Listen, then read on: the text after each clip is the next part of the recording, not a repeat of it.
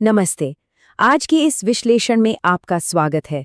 आज हम एक बहुत ही दिलचस्प और सच कहूं तो काफी विवादास्पद विषय को डिकोड करने वाले हैं। हम बात कर रहे हैं जीन मूडी की डिलीवरेंस मिनिस्ट्री के थियोलॉजी के बारे में। देखिए, ये कोई आम मनोविज्ञान या समाजशास्त्र की किताब नहीं है। यह टेक्स्ट इंसान के व्यवहार को, खासकर यौन विकृतियों को, सीधे सीधे आध्यात्मिक युद्ध के चश्मे से देखता है। तो एक पूरी तरह से अलग नजरिए को समझने के लिए तैयार हो जाइए। ठीक है, चलिए सीधे इसमें उतरते हैं। आज हम इस थ्योरी को 5 मुख्य हिस्सों में समझेंगे। हमारा रोड मैप कुछ इस तरह है। पहला, झूठी पूजा के रूप में सेक्स।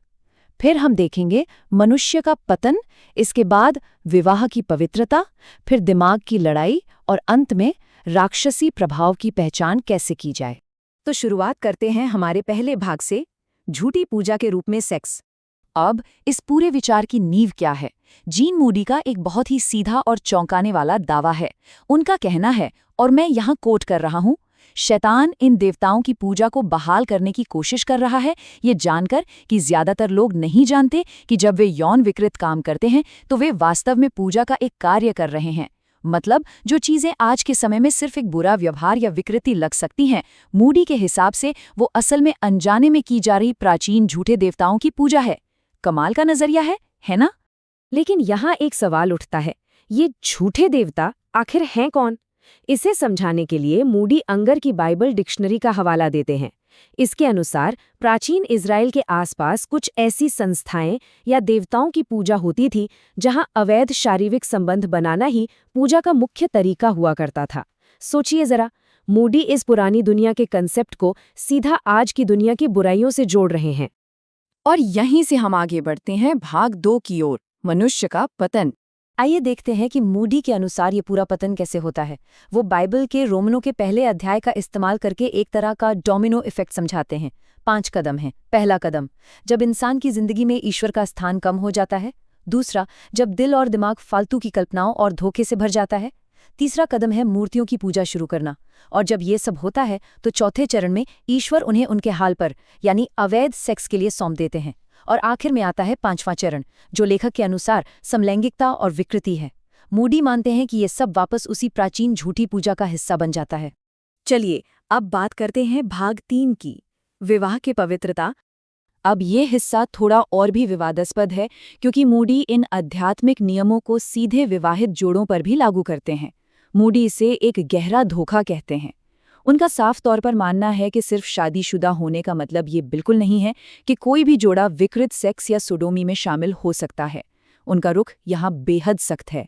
शादी का सर्टिफिकेट किसी भी ऐसे काम को जायज़ नहीं ठहराता जिसे वो विकृति मानते हैं। और ये बात वो बहुत ही दिलचस्प तरीके से साबित करते हैं। ये टेबल देखिए। मूडी अपने तर्क को मजबूत करने के लिए बाइबल के इब्रानियों 13:4 के 3 अलग-अलग अनुवादों का सहारा लेते हैं। न्यू अमेरिकन स्टैंडर्ड कहता है कि बिस्तर को शुद्ध रखें। एम्प्लीफाइड वर्जन कहता है इसे अपवित्र न होने दें। और विलियम्स अनुवाद कहता है इसे पवित्र रखें। इन तीनों का इस्तेमाल करके वो बस एक ही पॉइंट साबित करना चाहते हैं, ईश्वर की नज़र में शादी के अंदर या बाहर किसी भी तरह की अपवित्रता की कोई गुंजाइश नहीं है। तो बचाव क्या है? यहीं आता है हमारा भाग 4, दिमाग की लड़ाई। मूडी का कहना है कि ये असली युद्ध मैदान बाहर नहीं बल्कि हमारे दिमाग के अंदर है। इस आध्यात्मिक युद्ध को जीतने के लिए मानसिक अनुशासन सबसे ज्यादा जरूरी है। वो इन 3 बाइबल आयतों का जिक्र करते हैं। नीतिवचन 23:7 जो कहता है कि इंसान वैसा ही बन जाता है जैसा वो सोचता है। फिर फिलिपियो 4:8 जो सिर्फ ईमानदार और शुद्ध चीजों पर ध्यान लगाने की सलाह देता है। और कुरिन्थियों 10:5 जो कहता है कि हर एक विचार को काबू में रखो।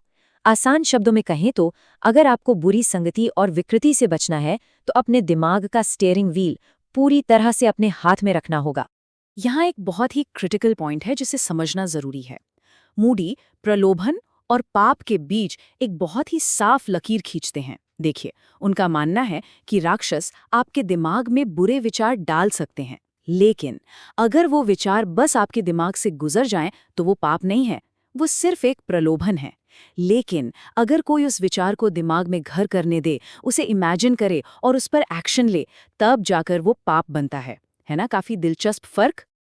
और अब हम पहुंच गए हैं हमारे अंतिम और 5वें भाग पर, राक्षसी प्रभाव की पहचान।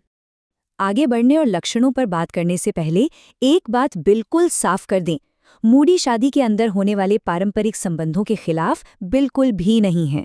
इसके उलट वो इसे एक बहुत ही पवित्र चीज मानते हैं, एक ऐसा आशीर्वाद जो पति पत्नी के बीच एक ऐसी खुशी और नज़दीकी लाता है जो किसी और तरीके से मिल ही नहीं सकती।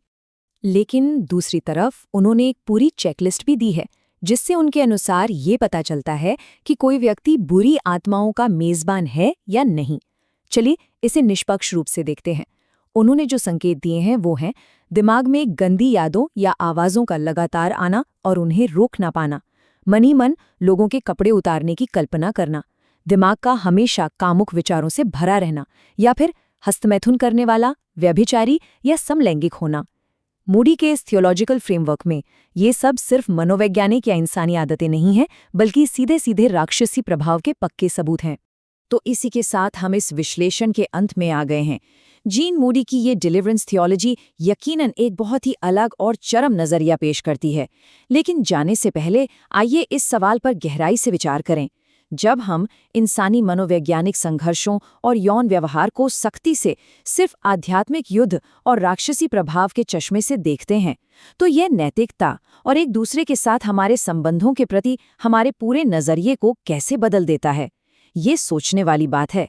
आज के लिए बस इतना ही। सीखते रहिए और चीज़ों को अलग अलग नज़रियों से विश्लेषित करते रहिए।